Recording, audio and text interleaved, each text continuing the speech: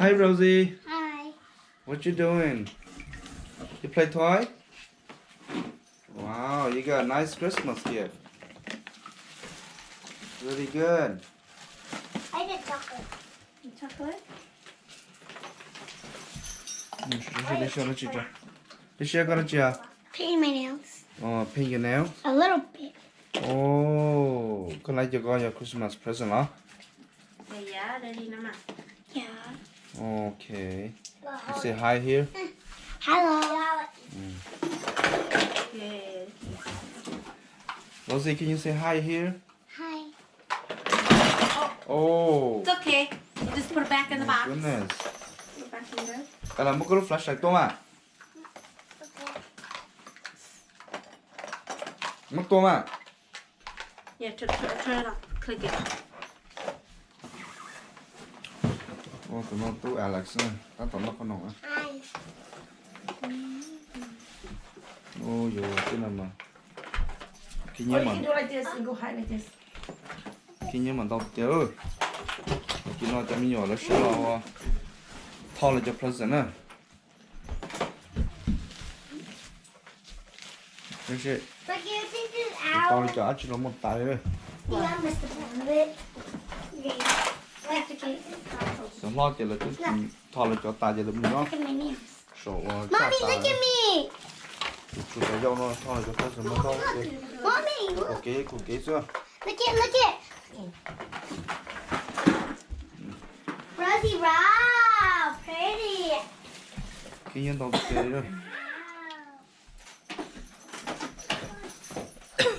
You so pretty, buddies.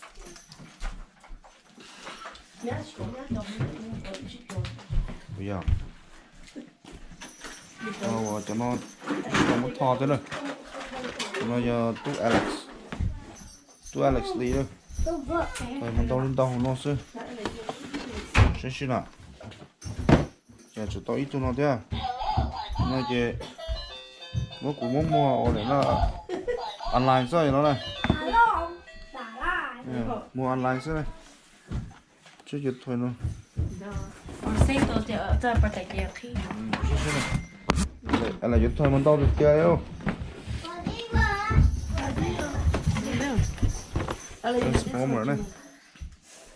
What? Give me that. Open it. Sao rồi khi họ muốn chơi nó chưa? How? Sao không chơi không? Get over that, but You need to put those on your bed and Put it- put the make it small- decorate. Go back rồi đúng này. Maybe it's short, but- but I didn't. Decorate go back rồi đúng này. I can't. Honey, this is the baby. Look at kitchen. Ồ, Wow, tụi mà tao finally. ilu à này nào cho nó để nó tí nào này, cho tí nào chia này. Ô, cho It's xuống gonna được chưa? keep her warm to zipper. Look at her. Ủa nó đây quá. Ta kia nó, ôi yo, nó nói giờ lúc có thì đâu thì nó có chuyện này. Giờ nó Christmas Day này. Bless you. Chị You're bé và showing sẽ mother. celebrate mi cả lúc à này nào Your hat. Christmas thế này. Baby pretty hat. Thì ta kia nó chị Baby go outside. cả mi nhỏ là sẽ Hey, nó baby, lòng lucky đây bây giờ her, lòng cái baby. stuff sẽ là tôi sẽ làm. Oh, sorry. Thò lại Baby cho so present cute, ta đây này. baby. Hey, baby, put your hand present ta here. lấy gì Put your cũng mà hand here. để nó tao ít lúc cho nó lúc cho tí nào Yeah. Let's go, daddy. tao lúc cho tí nào thế tao lúc có mà xí phì Let's cái go mà personal dinner. tao lúc phơi thế ha Let's mình nó go. số là xí cho nhiều phơi thế lại tụi nó này tao tao già không có No? nè Okay, put away. thì Let's go, grandma. House. Okay, put away. bây giờ cũng xài dầu kia I messed up a little bit. xài dầu nó mà sẽ lúc không có kia sắp bóc không có đó Just a hat. thì làm một cái giật thoại nó thì để tôi mua khi nhớ chuyện ta là muốn nên cho khi nhớ chuyện của ta là Pretty when I chuyện take của ta ấy bây giờ của là thao của cho present thế nè thế xem lúc cái lúc là ô tụi nó đi xem này tụi nó đi sao cái đó chưa có mẹ It's makeup toys. sao sao cái giờ make up thôi sao ya yo I can't open it. cái chút đâu bây giờ cái chút đâu gì chút lại rồi vậy à There you go. Look at. oh okay oh my goodness This is real nail polish. okay mình nhận sai mà nhảy cho nó sắp vào liêu nhận sai nè sắp lại Hey, go.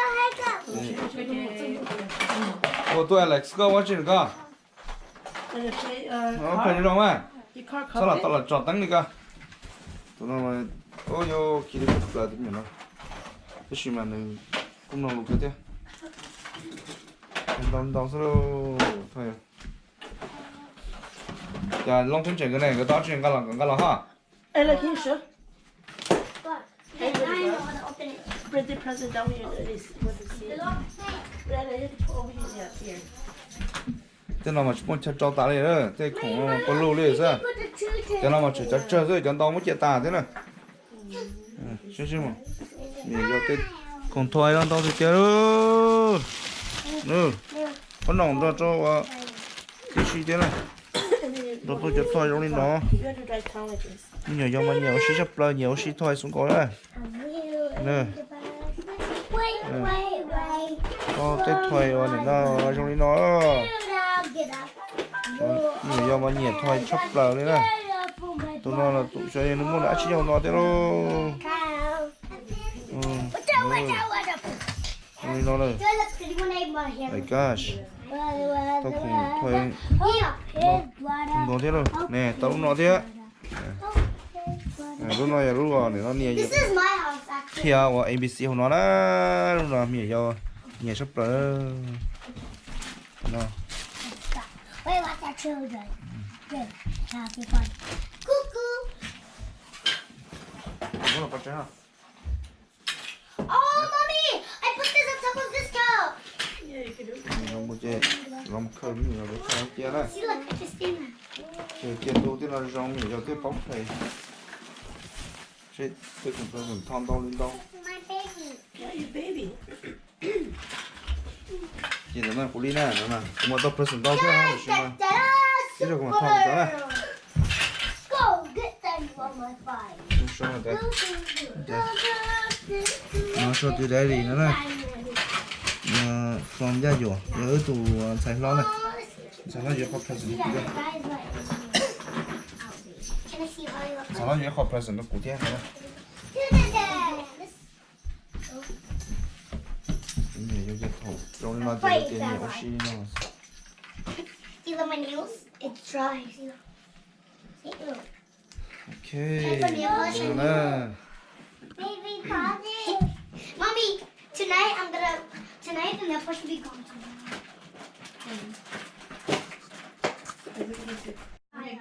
Yeah, this is pretty good. Foot massager. Will earned was. ô tao không nói So giờ mommy.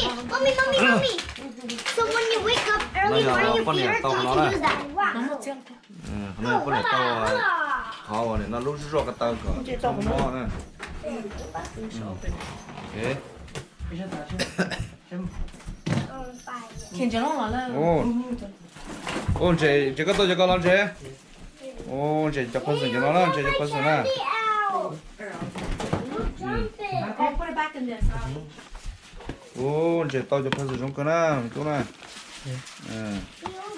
hay chị nè chị tao vào để nó lúc nó giờ lúc iPad đó chị nè chị tao lúc iPad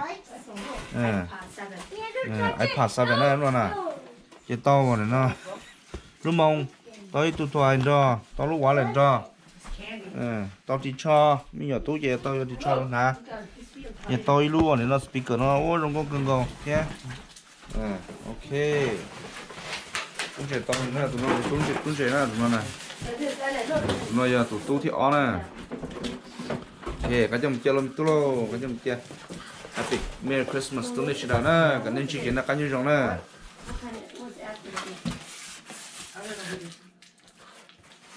Oh, that's a bad one. No, come over here. Rose cái nào chứ à cái nào cái nào à We'll put your stuff over here. Rose nào cái nào nè Or where Jake put it. Double me. Michelle Merry Christmas Merry Christmas. Happy New Year New Year. yeah Use their manual. I'll have to use that, but it's pretty easy. Bye. Rose Rose Rose tao tiếp luôn một trăm Rose Merry Christmas Happy New Year Happy New Year Be happy New Year. Yeah. Vậy long cái chỗ này long cái to cái phần sườn tông mà cha. What is that? Oh. Long cái phần sườn tông cái đó thế Yeah. Where's your iPad?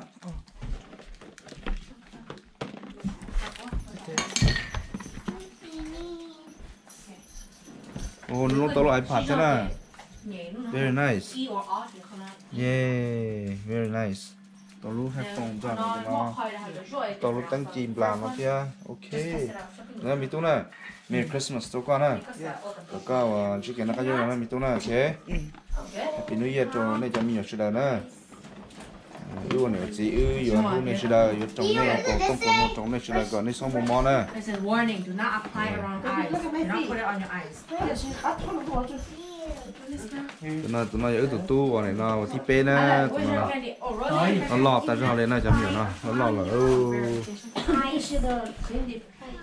ta kia nó là sự lần gió lọt chỉ là tư lọt thò là cho phải sống ta nó chỉ nên nó anh này lọt chỉ This is the long candy. đan tu nó lọt chỉ tư trong họ là tư sẽ lọt thò phải sống ta nữa nè I want to eat some. mất thay lên nó tập bê Down here, open it long. trên hình tàu sai để nó là tên mình nó lo là theo bao hả thế để nó lúc sợ nó như hả Where's my candy? lấy lô đi trà nữa nè Make it out. thì sẽ là cú sợ ta là thò là cho present nhớ cho Christmas Day lo cú mất thay còn là tập bê trên hình tàu sai xứ để ta lên đó là cho nên cho chị cho cứ cho tí sẽ là nên nhớ họ tư là phải nên học bỏ bê trên hình thì bê nhớ là trả thế It's gonna be too much.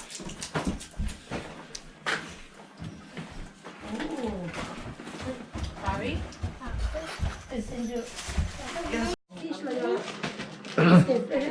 nó giờ tụi tôi lo này tụi nó giờ tụi tôi lo kèn này để nó được cô tập phải sẵn thiết nó tập tụi bạn đúng chế này tụi bạn đúng chế nó giờ ít tụi bạn đúng chế trong con đó này nên nhìn đúng chế vậy nếu ít tụi bạn đúng chế trong này tôi cho mình đúng chế bây giờ trong chế nào chứ mà anh đúng chế bây giờ chế đó tôi chỉ nhìn đúng chế vậy nên nhìn chế trong chế đó ha Merry Christmas này mình tôi này Happy New Year các bạn thấy có con chỉ kiến là con nhân giống này mình tôi này một con từ là mà sai thì chỉ kiến là con nhân giống này cái này luôn này sẽ đỡ này ok ok được chưa Oh, you're my ow. When you go over this for that. Cô thích open, nó. Chỗ đây nó. Hello. hi Christmas morning. Yes. yeah I this is know. Christmas morning everybody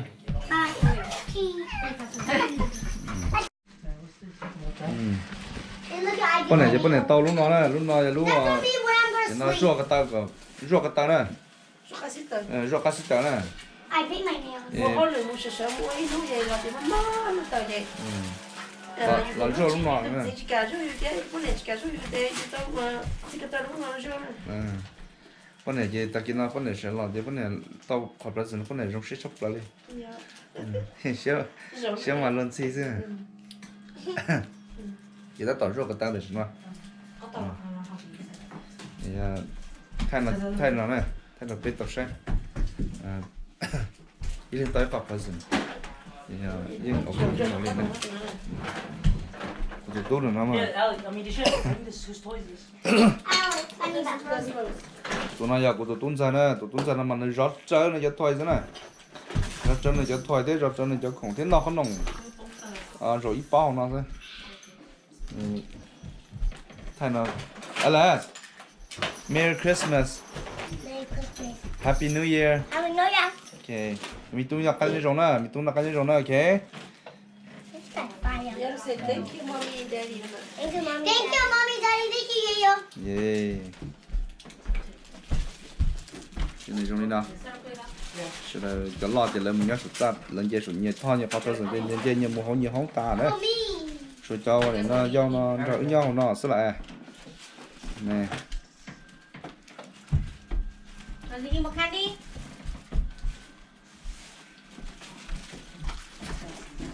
Cheese.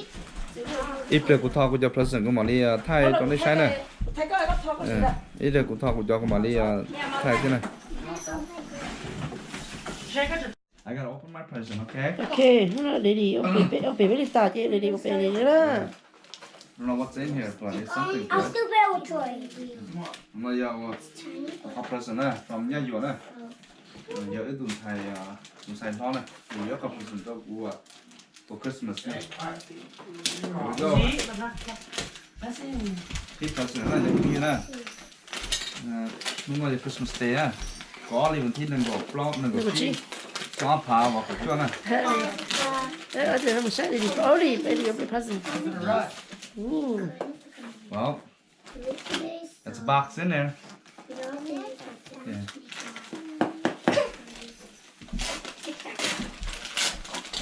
Cái present yeah. Có thể cho mình cảm ơn chị yêu to và nó cho mình cái chai thế này. Yeah, let's celebrate Christmas, puppy. Celebrate Christmas thế này. nhà chút thăm Nó và cái trong xếp rồi tới mình cái nhỏ kia, rồi cái màu kia. Yeah. muốn đi chết Mua là chết rồi. tôi thì nói nên một con chó chỉ có lý á dễ Cảm ơn ha.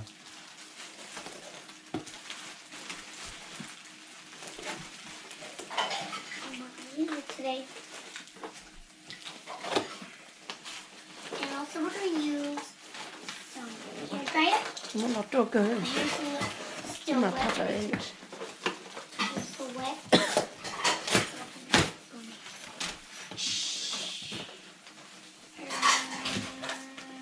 Det var tråkigt nu ha. Okej. Có ít con á. Đôi chân nó mà. có tờ chia có trôi nó có chạy Để tao cho sẽ con mà xó hay á. Xó á. Mommy, look, I Oh, my found favorite. Cái này là phụ cho favorite shirt nè. They really are. Cái nó trên nó mà cái nó nát tao dù xó hay nè. thuộc đây mất Tôi thuộc lúc kia lạc nó. thuộc ở đá này one. Tao lúc cho này. Nó này. Không có cái này. get over it Extra large. Nó lo chắc làm gì á? Tôi chẳng lo chắc làm gì nè. Đấy. Nó lúc chọn gì chứ? hey you wear over nó kia thì nó sai kia để có đi trong cha bắt đầu Lúc nào giờ lúc cho cái này. bây giờ nó chỉ đúng muốn nó kia sai All color chứ này. Ý chả có mà lên ha. nó kia thì nó mà để có tiền lo mẹ Good stuff. Ít ra mặt ha. Okay, chúng có cái. Thank you này, mẹ ăn này. Thank you, Merry Christmas. Merry Christmas. Okay, thì ít phần mà tôi thấy rồi tôi nói là yo thì đi xem có cái nhiều. I like the bumblebee Làm sao that way. tí tên chúng nó rồi đó. nhiều nó cho cho tôi xin nha Nhiều rồi nên chủ núi rồi đấy là nên lo là khi thế những lại để cái nông thế chỉ để lông nên lo tôi rồi này tôi cho đấy rồi đấy Yeah. Okay. Yeah, Christmas day the ước tụi mình trên New York nó to nè. Này đọc xem này. Tất nhiên là ấy cái này the gì week mà Christmas nó chỉ cũng không muốn cho cùng tàu thế. Thì cũng muốn cho nó là tiền này chỉ là thế. Còn tên là cũng cho nên là sai cho nó này. Okay. So Christmas nó chỉ là nó cũng tàu. lấy đi để mất cái đó tôi có họ có thì có Có liên quan cũng chỉ khứ đó. Yeah. Yeah. Tao lúc remote nè, lúc này giờ cho lúc cầu cầu sao vậy nè. Lúc remote. Yeah. Thì thằng này giờ khó vào để nó cho làm một trò vào lúc mày, hay dùng nè, adapter nè. Yeah. Thì nó tao lúc case nào cho lúc cầu cầu thế này, cầu cầu sao vậy nè, sao vậy black nè. Yeah. Thì nó tao lúc mini này nó phải phản nè. Ít mini tripod, ít mini tripod. I'm not ultimate. Đấy. Giờ tụi nó là bây giờ ít mini tripod thế. thì đến nào tàu nó ít cho nhưng mà không nói này giờ wasabi power battery này charge for battery for GoPro 7 này ok thì tạo lên nó cho nó mình có tốt cho thầu lúc đi nó giờ Christmas á Oh. This is pretend. ta nó Let's take a look at this little toy. Okay.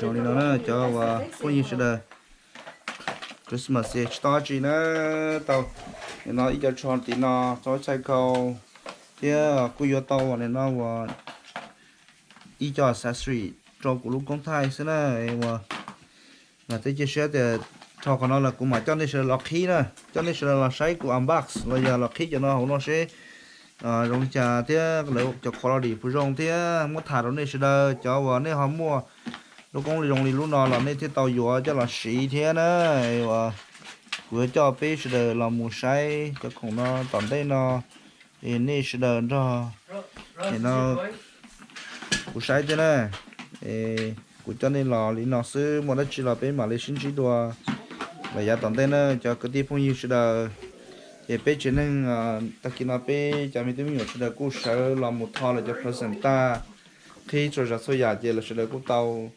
ở ý lý comment gì cho làm một và ôi họ kể trong share rồi xong nó Christmas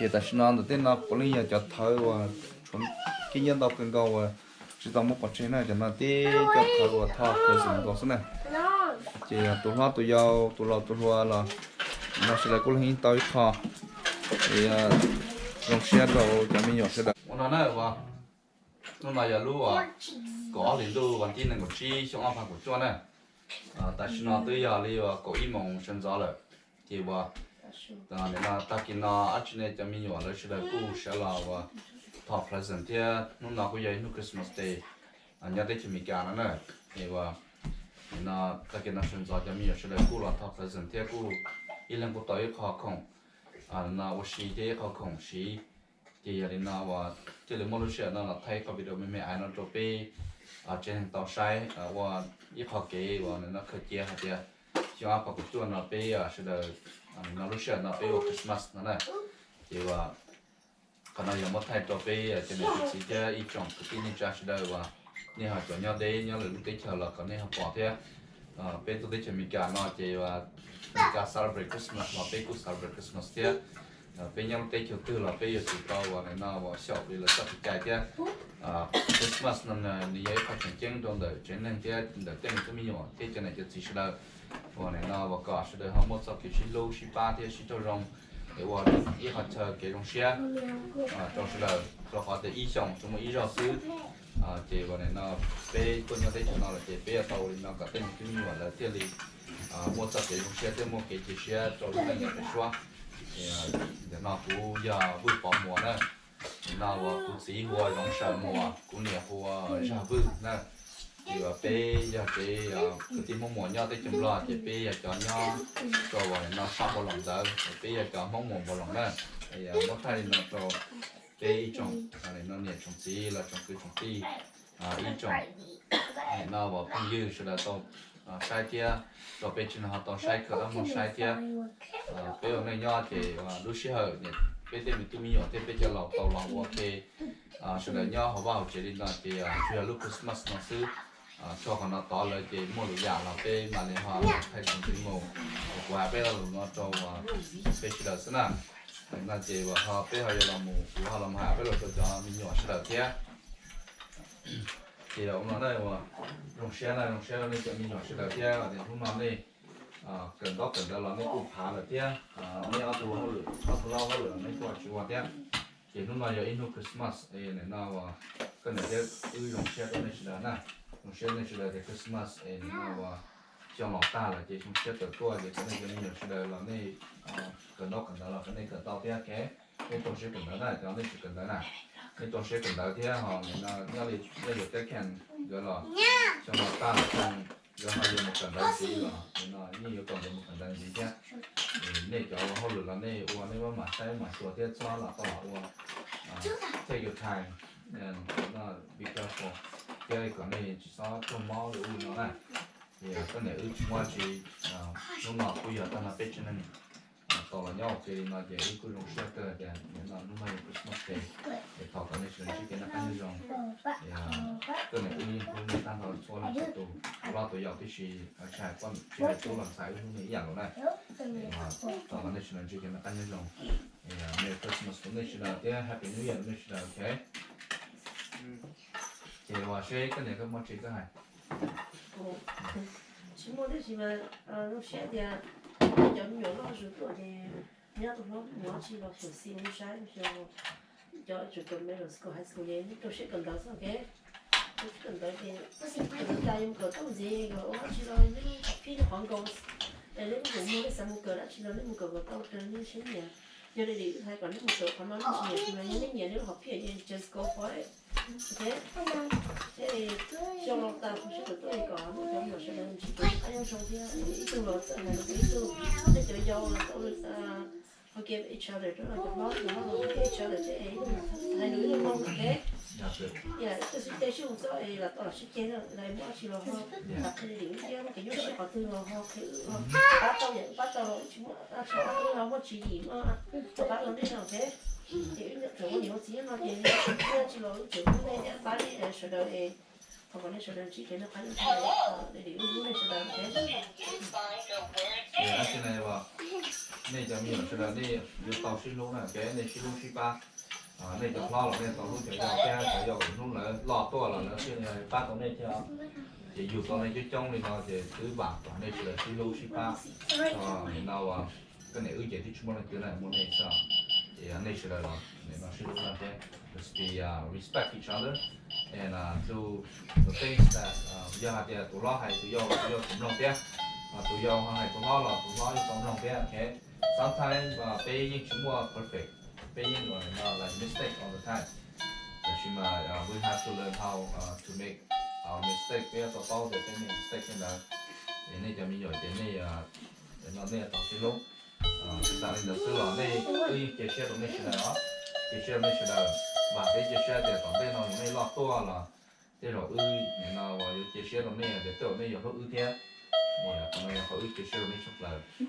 cà phê của mình là cà phê là nho là phải xin lỗi này cho mình có phê ưu thế đến mua chia sẻ của mình là và đây giờ một cần đó nên giờ họ cần tao đi cha tôi họ cần tao mua xe là hay là rong tôi cần tao là it's okay because okay you know nhớ tới cho nó là everything tới cho nó mới education sao cái gì là chúng ta tao được là sau tôi xe thì tôi khăn thế thì nó chủ tao xa thì not just only you there's other people out there too thì you want to phải có tao chứ lúc mà đi nuôi rong để bây giờ nhau mà cái này lúc kia mình làm cái này là học cái loại nó là cái đôi ở thành mà bây giờ mua nó đòi dạng để lúc tao nó nên là rồi nên bao hạt thì tôi này chỉ nhau còn nó chỉ nên tao lúc thời nhau nên giờ mua xe họ từ đó còn đợi đi ra bây giờ nó chuyện này là nên mua con chờ thì oh I gotta go home I have a home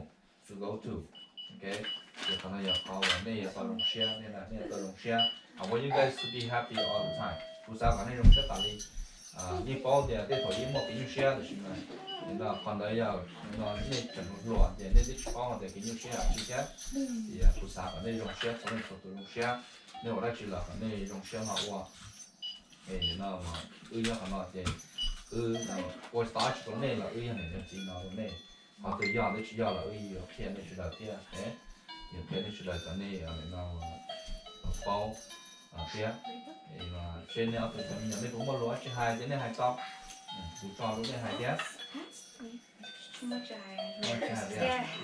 ok thì đi nói thì bây thả bây lò đi nói thế này các thông tin như này nè thế cũng mua chỉ hai tiếng thế cũng mua phải cũng mua chỉ tiếng ok thì ô lên đó này mà cái này chúng mua chỉ có cái này thì mua sáu chỉ lúc này chỉ đó nè cái chỉ sáu tủ xe lúc tóm này để nó mua lúc chế lúc này nhỏ thì nó thế là cái mua sáu chỉ lúc này á họ qua tàu lúc này kì à nó chúng ra lúc tây họ phải chúng ra lúc tây họ chỉ rong quá thế chỉ còn là họ mua tàu lúc này để ở đây để chỉ rong để có nên mua chỉ rong nên sang chơi lúc tây sao thế thì nên là cái yêu tàu này chút trong thì yêu có nên lúc sư thì nên là và nên sẽ là đi tàu có sẽ lọt thế nên là tàu lúc thế mà tới rồi họ chỉ này họ hai cái con nhà lúc này là này thì ra sống phòng ăn đèn là tàu là hai lọ lấy lúc bên là cái thì nên là hai đứa nó cũng giống như thế là thì lúc xong lọ nó ta rồi cái tây à cái phải cái chỉ rong tây à có một chỉ lọ nó cái chuyện này là họ có lọ ta phải